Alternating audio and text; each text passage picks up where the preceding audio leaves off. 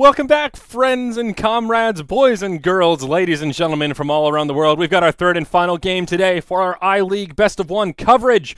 We've got the Monkey Freedom Fighters, a.k.a. Team Tinker, facing off against Legion 13. We saw Team Tinker yesterday in an impressive performance. They actually got to play Tinker, as Nahaz tweeted yesterday. The fact that Tinker wasn't banned, that's what the team's named after, dude. What are you thinking?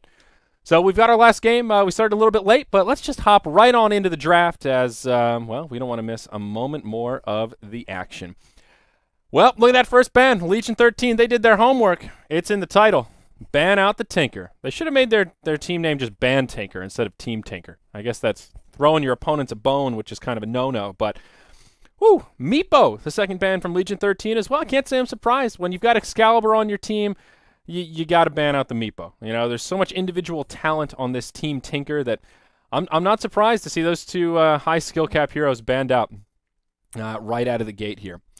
Now, Team Tinker did have first pick, and they opened with the Razor, so you can't ban them all. If you do the respect bans and take out some of the scary heroes, those kind of meta-y heroes are going to pop on through. And the Monkey Freedom Fighters, being the Radiant side, they will ban out all like in there. They don't want to mess around with any of that dire big Wolfenstein, and they'll also ban out the Brewmaster. First pick Razor, the hero that needs no introduction. He's taken the competitive He's taken the competitive scene by force, following TI4 with his pushing prowess and his ability to shut down carries with that static link. He also works pretty darn well against those invisible heroes because you can track them down when they're stuck in static link. It actually does come in handy sometimes. Legion 13, a team that I do not know much about. We've got Zeus, Justriver, Starlex, Gizmo, and Aholkatsi. That is an interesting name. Aholkatsi. Gizmo. Oh, little Gizmo. How cute. Doom, Nyx, the opener for Legion 13. It's, as I've said many a time, it's really hard to guess how teams you don't know anything about are going to draft. So much of drafting is based on player preference, synergy between certain players and roaming duos. It's really hard to say what they want to go for here. The Doom first pick, and no big surprise about that. He is one of those meta-y heroes that teams have been banning and first picking quite a bit. The Nyx Assassin is a little bit different. We did get to see one yesterday in the Navi US game. We saw a solo mid Nyx, actually, from Korok. A nice flexible hero, but you don't see him second picked very often. He is a pretty good second pick for one reason is that he's flexible. He could be mid, he could be in the off lane, he could be a support. A couple of different ways you can run the Nyx Assassin, and certainly a potent hero. Perhaps Legion 13 a little bit worried about some of the rat Dota. That is one thing Nyx Assassin does very well. Like in Nature's Prophet, for example, he is considered kind of a loose counter to that strategy because he can just vendetta around and pick you off, and he can solo a Nature's Prophet. But we'll see what they want to do with it. Picking a Nyx that early makes me think that they either have some sort of a pocket strategy up their sleeve, or perhaps they just like the hero. I mean, he does have some utility. He also is very good against Batrider, who is still in the pool. So quite possibly, fearing the Batrider pick, they want to have utility in their arsenal to deal with it, and Nyx Assassin certainly does achieve just that. Shadow Shaman, the third pick. You know, let's get some Dota sounds on the mix. I forgot to unmute it. There we go. Shadow Shaman in the mix, and he is really good on Dire. We've talked about it. It seems like every game now, but we keep seeing these Dire Shadow Shamans because of the Roche control. And he's also just the great initiator, does a nice bit of burst damage with the Ether Shock in the early levels, and once you get that Blink Dagger, man, it's ridiculous. The instant cast Hex for 3.5 seconds. You're hard-pressed to find something better than that. See, but where the second pick Nyx is kind of strange to me is the no-face badass here was still in the pool. Third pick for the Monkey Freedom Fighters, Faceless Void. Legion 13 could have fancied themselves a Void with their second pick, but yeah, it's just one of those things where Void is just better than Nyx Assassin right now. Nyx is a fine hero, but Void is Void. You know, there's just a tier difference here between these two heroes, and that's where I wonder, what do they have in mind for this Nyx Assassin? Or was it just a willy-nilly, like, nah, just give him a pick. Yeah, go for it. I like him. You never know. You never know. But let's take a look at Team Tinker. They do have a pretty well-rounded draft. 3 heroes that are super, super popular right now. Really nothing surprising about it. Void with the setup. He'll probably be in the Radiant off lane. That seems to be where Void thrives. Razor could be the position 1 in the safe lane. Could be their solo mid hero. It kind of depends. And then, of course, Earthshaker, a lot of damage to throw into the Faceless Void as well. They could be looking for a Mirana pick here. By they, I mean Team Tinker. Sets up very well with the Earthshaker. It would be a Wraith King for Legion 13. Radiant team pick. One thing about the Legion draft here is it's still pretty flexible. That Nyx Assassin Syndrome I was talking about, Doom has that same thing going for him, can play pretty much any role. And Wraith King as well. He could be their carry, he could be their support. There are a lot of ways that Legion could opt to lane this. They could be setting up for an aggro tri-lane with the Shadow Shaman Wraith King, safe lane Doom, Nyx in the mid. They could be setting up for a Doom mid with Nyx in the off lane and then a safe lane tri to really shut down the Void. They could really do a lot of things with this draft, which is quite good. And oh, here we go. That is probably your Sing Sing hero, Mr. Invoker. So now we've got plenty of damage to dump into that Chronosphere. Meatballs and tornadoes and deafening blasts will be flying all over the place. That will leave Team Tinker with one support needed. And I think Mirana is a hero that they might be thinking about. I think both teams... we've got connection problems. Looks like we just had a little packet loss with the server. I thought our internet was dropping. I got scared for a second.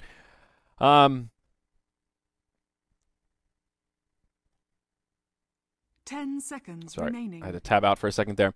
But I think both teams could actually use a Mirana. Legion 13, even if they want the Wraith King to farm or they want him to be a support, Mirana can be either or as well. So she would fit in very nicely with their tri-lane. Very easy setup for arrows. Even just the Wraith King Mirana, quite good. And, you know, Team Tinker, Mirana is a damn good hero as well. They have a lot of good Mirana players. And talking about Sing Sing heroes, I think that's a very real possibility if she's not banned out here. Witch Doctor, a very smart ban from Legion, a support that does so much damage, especially when you have something like a Treant Protector for a huge AoE disable ulti, if you have like a Faceless Void.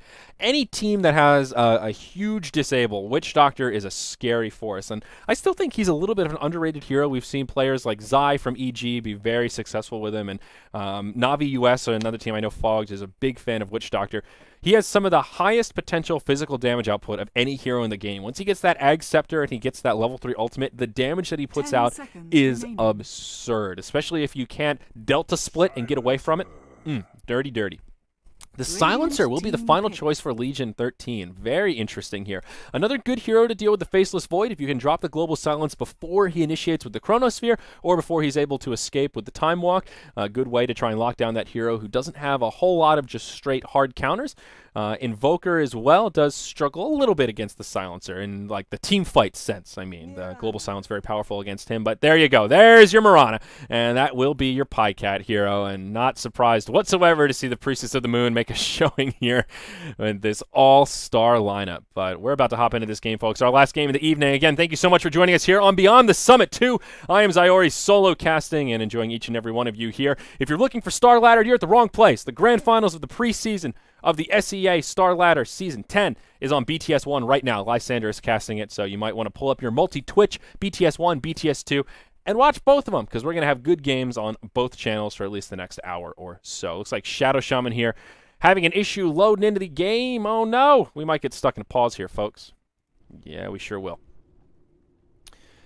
Well, we'll see how long this pause is, but maybe it'll give us some time to check out the cosmetics, see what's going on in the realm of the Kazi's. Bulba, AFK. Oh, no. Bulba. Let's see. What's Faceless Void working with here? Ooh, the... Good. Sing Sing items. Yes.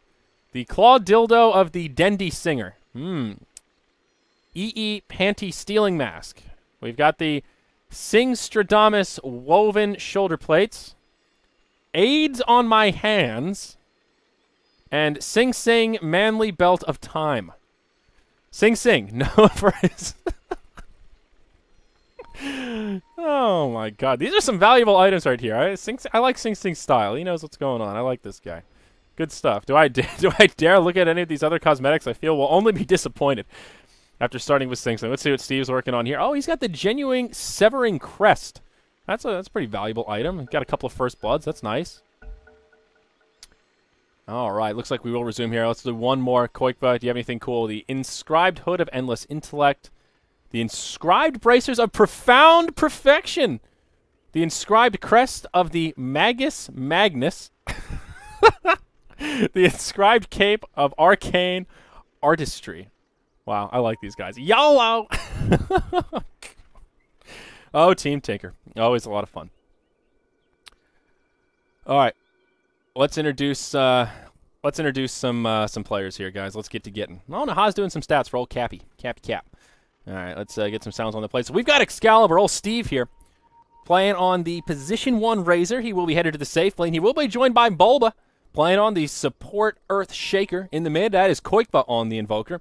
Pycat playing on the Mirana here in the off lane, and it will be Sing Sing on the off-lane Faceless Void. 2-1-2 to get things started, but I reckon Pycat's going to be roaming around quite a bit, and it will be pretty much a solo Void. But uh-oh, we've got a smoke. Pycat will break it. He might need to level the leap. He will. He'll get stunned. That's the second stun. Here are the shackles. This will be your first blood. Pycat takes a tumble, and Starlex secures it. Your silencer walks away 400 gold richer after a successful level 1 skirmish. Legion 13. Giving Team Tinker the heavy favorites run for their money, getting the early first blood. Silencer will start this game off with a bottle, and that is good news bears for Starlex.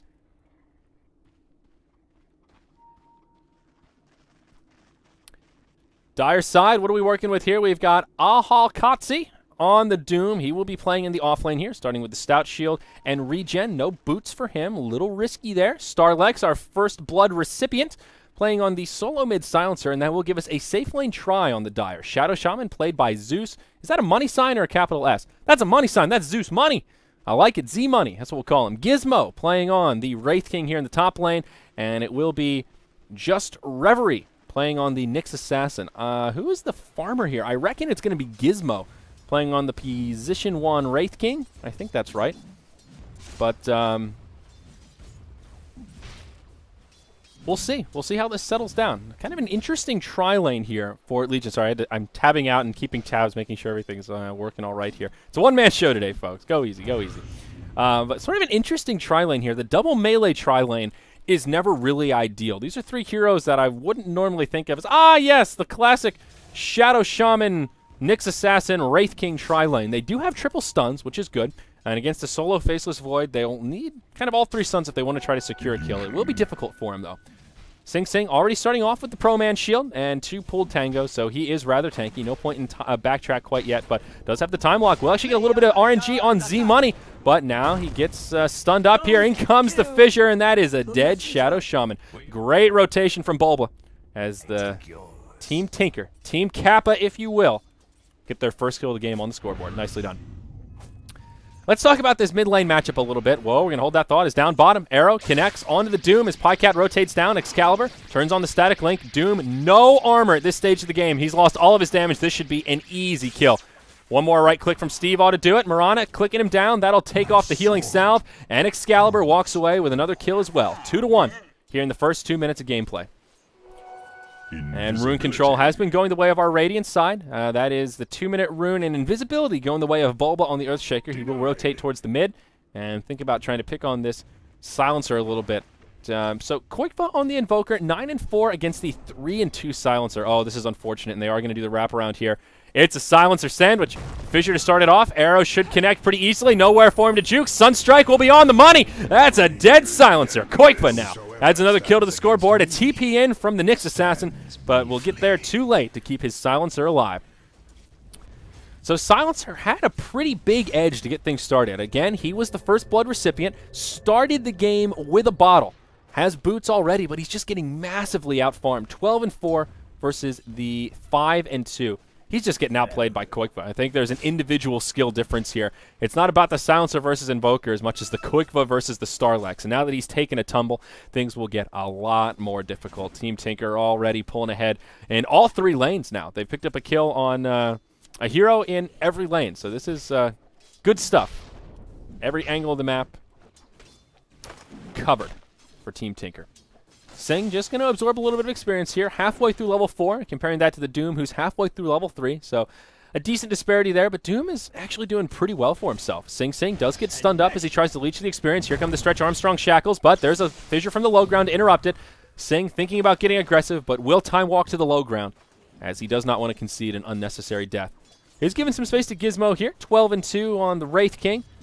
Trying to keep up with his counterpart, Excalibur here, though, Steve. 17-12. He is racking up the farm, and he is our last hit leader right now. Ring of Aquila on the way for him, no doubt about it. Ring of Basilius already up, as well as the brown boots.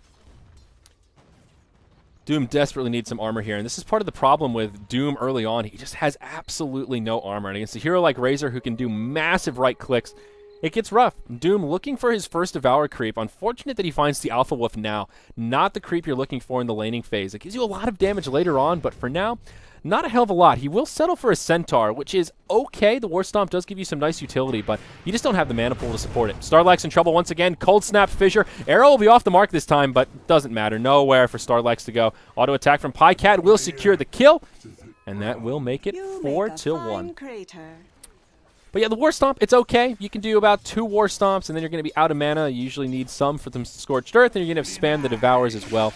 So could be worse, but now Excalibur, he might be able to grab a solo kill here. The War Stomp, not enough to turn it around, but 150 damage up on the Razor. This is the classic build, and for good reason. It's quite potent. You steal damage so quickly.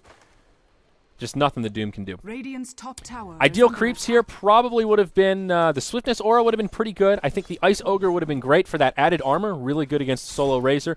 And then the Satyr is kind of that money creep, this guy right here. Because of the regeneration aura, you get a free ring of health with that Unholy Aura.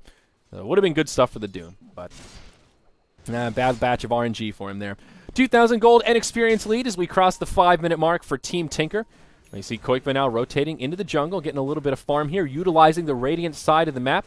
Radiant do have a small advantage in the mid because of this here, especially heroes that need farm like your Naga, your Shadow Fiends, your Invokers. You can always retreat to that little camp there, stack it up. If you have a hero with some sort of illusions like your Naga, like your Invoker with the Forge Spirits, stack it up. You can go over and get yourself a little bit of extra experience if your creep wave is pushed up or something on the like. Up top, Gizmo caught inside of the Chronosphere. Pycat joining the party as well. That's an easy kill on the Wraith King. No ultimate for him. Now just Revi in some trouble as well. Rotation up from Doom. He's only level 4, so no ultimate available. Sing won't be able to pursue the kill. He will be forced back. Pycat taking a lot of damage, but he'll be okay.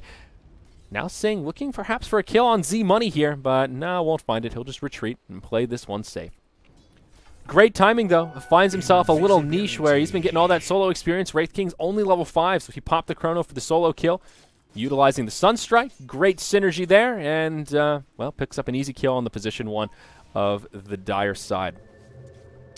And now with Wraith King taking a tumble and also all the rotations towards the top lane, the farm disparity is continuing to grow. Excalibur, 38 CS under his belt compared to the 18 of the Wraith King. They are just getting massively out-farmed right now. Every single lane going the way of Team Tinker handily. And you just see it on the CS chart. That's really where it shines the most. Even this Void, the solo off-lane Faceless Void's maybe like 1.5. You know, Pycat's rotated over, but he hasn't been stationary in the lane. He's about even on CS with the position 1 Wraith King, who has a tri-lane in his safe lane. That, I think that spells out kind of how this game is going. It really does. So let's take a look at item progression here. Old Steve, what's he working on? Looks like the mech coming out picks up the Power Treads, going up for a slightly tankier build, not the phase boots. You see a lot of Razors just go for the movement speed. You want to be able to chase them down, but Excalibur doing things a little differently here. It grabs the headdress and will be working towards an early mech. No big surprise about that. Pretty core on Razor. Tank items in general, but a similar story to the Enigma. Part of it is the reason he's a good carrier is because he needs the survivability, but the rate that he can farm it is really quite good. Pycat just hanging around in the mid lane here. Did chuck an arrow that was off the mark, but just looking for any and every opportunity. Sing now with a Chronosphere available. Same story, different chapter. Looking for perhaps another opportunity to pick off this Wraith King before he hits level 6. But I don't know if that'll happen as this creep wave is shoved into the tower. Pycat coming in. It is just about to turn daytime. Doesn't even throw the arrow, just leaps forward. And that's a global silence forced out. So still a victory for our Radiant side here. Team Tinker don't grab the kill, but that is a huge ultimate and a long cooldown. 130 seconds without global silence, so they can definitely be a little more aggressive now. Down bottom, maybe a fight's going to break out as Z-Money TP's in. Nope, it's going to be in the mid lane. That's where the Chronosphere comes out. Sunstrike's on the money, and they will secure the kill onto the silencer. 6-1, 8.5-minute mark. Team Tinker just continuing to add kills to the scoreboard. Net worth chart continuing to grow for the green as they float towards the top. They will pull a lot of rotations down towards this bottom lane. As Excalibur pushes into this tier 2 or tier 1 tower, I guess they do want to make a hold and try and support this Doom a bit. He is now level 6. So has the ultimate available, and this is part of the problem with grabbing the War Stomp. Once you get Doom, that's 150 mana. Once you use the War Stomp, that's pretty much your mana pool. You have enough mana to do a Doom, a War Stomp, and a Scorched Earth, depending on what level it is. And you're out of mana. That's all you got. So forget about the level death. Part of the reason you don't see Dooms level it up early on. Well, Wraith King now level 6, so he will not be an easy kill for the Void anytime soon. I suppose Excalibur needs to be a little careful here. This is now a 4-hero rotation. Even Silencer, old Starlax coming down, TPing in after taking a tumble in the mid lane. They could be looking to set up a dive. With the Doom, they should be able to secure at least one kill on either Bulba or Excalibur down here, but Team Kappa should have some TPs if they want to commit to this fight. Fissure to try and split them up to get things started. Bulba baiting it out, hoping they'll burn the Doom on him, but oh no, the Doom in some trouble. He will fall, gets the Doom off onto Bulba. At least they find a kill there. Sing Sing TP's in, he will get shackled, but now Z-Money in big trouble. Zeus will fall off to the side. Meanwhile, on the other side of the fight, Excalibur doing a lot of damage, looking for a kill onto Starlax, and Starlax will go all in. Actually dies to the tower as he tries to move through the creep wave. Now just Revy on the retreat. It's a 3-for-1 exchange. All this just for Bulba. Sunstrike will be way off the mark, but doesn't matter. Nyx Assassin gets dropped. A triple kill coming out for the Razor, and I think it's safe to call that a massacre. 4-for-1 exchange. They only lose their support Earthshaker. Oh boy. Oh boy. So the question on the back of my mind is, what can Legion 13 do to turn this around, if anything? 7,500 golden experience in favor of the Radiant. They haven't even knocked down a single tower. I take that back. They took down the tier 1 tower in the mid lane, but they haven't even been pushing hard. This is just straight farming and picking up hero kills. 10 to 2 in a vacuum is not a huge disparity, but it's really this laning phase. That's your first checkpoint, and if your mechanics are just not on point, you can't keep up in the last hits, then everything else just kind of falls apart. You'll notice yourself getting under-leveled, under-farmed, and that's exactly what's happening to the Dire side. We can even take a look at the level chart, and there you go, another good set of metrics that kind of spell out how this game is going. Excalibur will grab the tier 1 tower kill in the bottom lane. That will take it 2-0 in total tower count. Chronosphere in the mid. Starlax in trouble once again. Sunstrike on the mark. Sing Sing looking for the kill. Mirana will find it. Now the rest of the team coming in. Gizmo looking for blood. Doom has an ultimate up in 5, but doesn't have the mana for it. Sing Sing getting crowd control down, but Moonlight Shadow, that's all they needed. He'll walk away. No detection on the Dire side. I don't see a sentry. I don't see a dust. Nope, they've got nothing. They can't afford it. And that's all you needed. Mirana ulti, and Sing will survive after overextending. Another 1-for-0 exchange. Double arcane boots coming out for the Radiant side. Mirana, as well as the Earthshaker. Mech also complete on the Razor, so those core items coming out. Before we saw that engagement, though, yeah, just look at all that red floating towards the bottom and the green floating towards the top. They've got 2 supports under level 6, and both supports on the Radiant side have grabbed the ultimates. Dire's bottom tower has been denied. Dire's bottom tower has been denied. That's a tier 2 tower denial. Steve pushing deep. Dire's top tower is under Legion attack. losing those access points. These 2 towers on the Dire are actually pretty big. They give you control into the Roche pit, let you TP in if you see the opposition moving into the pit, and losing those towers early on give the Radiant a lot of flexibility in terms of moving into the Roche pit. We do see Koikva going for the early hand of Midas. He picked it up quite some time ago and now just grabs a Necro Book level 1, so the pushing power will start to commence. It looks like Team Tinker won't play with their food before they eat it quite as much as Virtus Pro did in the last game. They will grab some pushing tools and try and end this one sooner rather than later. That will make the total tower count now 4-0 in favor of the Radiant. 12,000 gold at the 12-minute mark. Pre-50 minutes, we're already at that 1,000 gold per minute lead. Never a good sign. 5-man smoke from Legion 13. They'll go for the wraparound. Gizmo reveals it, though. Uh-oh, the jig is up. This could be a big clash. How will they initiate it? Excalibur pops the Eye of the Storm. Beautiful fissure on 3. Steve in a rough position, but he is the tankiest. Has the Ogre Club. Has a mech as well. Doom the first to go down. Doesn't even get to use the ultimate. Gizmo taking a lot of damage as well. Pops the ult. He will come back, but Shadow Shaman's already fallen. Starlax on the back foot. He may survive for now, but he's out of the fight. Gizmo will fall for the second time. Solo Chrono onto Revy. It's a 4-0, and Silencer survives by the skin of his teeth with 26 hit points to spare. AFK on the hill. Could be typing a GG. Nope, he'll just walk back to the well. But everyone on Team Tinker essentially unscathed following that fight. It is just complete domination here, folks. Team Tinker doesn't need Tinker to win games. They can do it with the others. And it looks like this will be the money push here. Level 2 Necro Book up on the Invoker. And this tier 3 tower will take pretty heavy assault. Z-Money here, not much he can do. This is one of the poorest Shadow Shamans I've ever seen. 2 GG branches and a dust. That's it. Oh, Z-Money takes the fissure. 84 hit points, but he will survive. No glyph available. Tier 3 tower. Getting shipped upon, looking for the Sunstrike. Nah, doesn't find it. A noble effort, though. You miss 100% of Sunstrikes you don't throw. Tower is under attack. Oh, Gizmo. He wants to get aggressive here. Going for the armlet first. Okay. Not a bad item on the Wraith King. Doesn't really matter, though. They just got outlaned so hard. Wraith King farmed pretty well. In terms of his CS, he did the best on his team. This poor Silencer, though, they had such a good start. I really thought Starlex would have a chance to put some pressure on Qualifers, but he couldn't take the heat, so he got out of the kitchen. Oh, we're going to see another wrap around here? No, that's just Starlex on the high ground as Team Kappa push into the tier 3. It's just a slow siege here. They have such better poke. They're doing a lot of damage.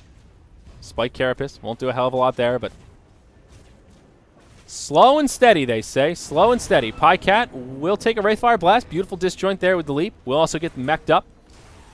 God. Legion just can't get a break. Here's the initiation. Fissure. Chronosphere in. Z-Money's already down. Gizmo will fall shortly after. No reincarnation for him. It's a 2-for-0 to get things started.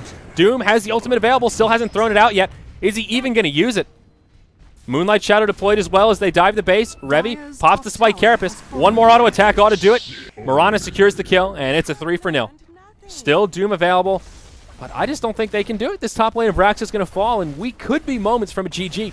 We're only 15 minutes in, but this lead is insurmountable. 20,000 gold, 15k experience. There's your Doom out on the Sing Sing, but he doesn't even have a Chronosphere. Not your ideal target. It'll be a full team wipe as the Shadow Shaman and Doom get picked off. Gizmo respawns. They've all got such small respawn timers that they're back in the action. Quakeva gets stunned up. Where's the team support? They're coming back in. Bulba ready to drop the Echo. He does. Revy in some trouble. Maybe pops the Vendetta. They don't have the detection. He makes it back to the well.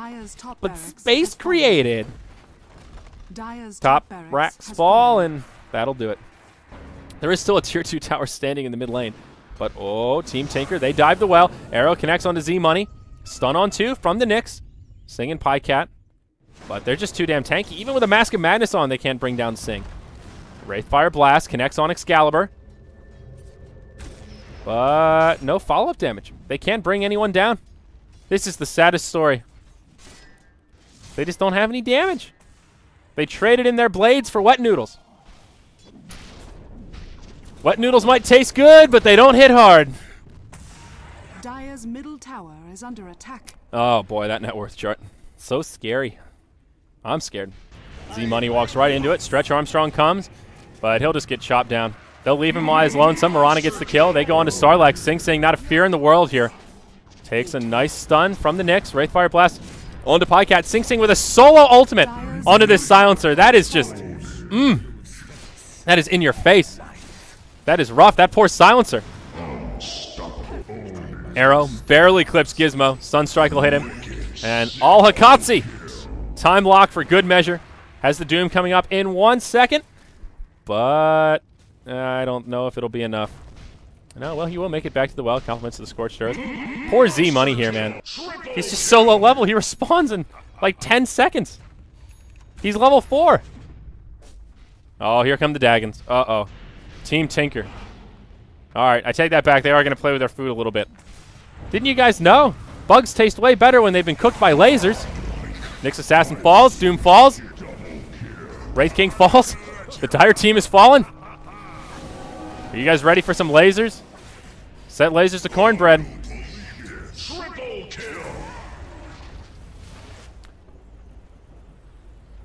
Well, I don't know, folks.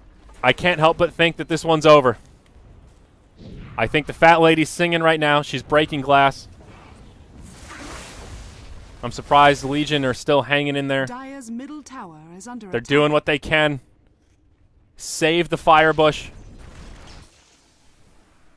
Save the fountain. But no, tier 3 in the mid will fall, and that'll be the end of it. So this tournament will really get interesting, guys. We're moving into the round of 32 pretty soon here. I think we still have a few more round of 64 games coming up tomorrow, but this tournament's starting to get more interesting here. And yeah, we'll see what could be the last team fight as the Dire side just gets completely wiped up. They move out of the base, but it just backfires. Godlike streaks all across the board. 13-0 and 9 on the Invoker, 6-0-14 on the Razor, 5-0-14 on the Void, and even Mirana on a godlike streak at this point. The GGs finally come out. Good luck in the other Team Beaver Knight. Good manners on both sides. Had a little bit of fun with it. And end of the day, they do GG. Well play out of it. So Team Tinker still looking good. Giving us a show. Showing us that they've got other strategies besides just the Tinker. And I'll be excited to see how they further themselves throughout this tournament. Not really too much post-analysis to do in this game. Really just came down to the laning phase. Dire side not quite up to snuff. They did get the awesome first blood, which was fun to see, but unfortunately they just got outlaned. Every single lane, they got out-farmed. Pycat did a great job on the Mirana moving around, set up ganks in all 3 lanes within the first 5 minutes, set up an advantages for the cores, and that's it. Steve farmed like crazy, Koingfa farmed like crazy, and actually, Sing Sing farmed like crazy. Sounds weird to say, a solo Void against a tri-lane in their safe lane, but what are you going to do? Sing Sing Void, too strong, too strong. Thank you for joining us here on BTS2, guys, for iLeague covers. That does wrap it up for today. I'm Zyori, slated to solo cast. David Parker has tonsillitis. He was supposed to be my co-caster here upon my returnal. What am I talking about? Upon my return to the BTS house, but unfortunately, he's actually pretty damn sick. So I'm at the helm here, solo casting the early stages of iLeague. You can follow me on Twitter and Facebook at ZyoriTV, and of course follow at Beyond the Summit on Facebook and Twitter as well. You guys need to head over to BTS1 though. Star Ladder coverage for the SEA preseason grand finals. Arrow versus First Departure, best of 5.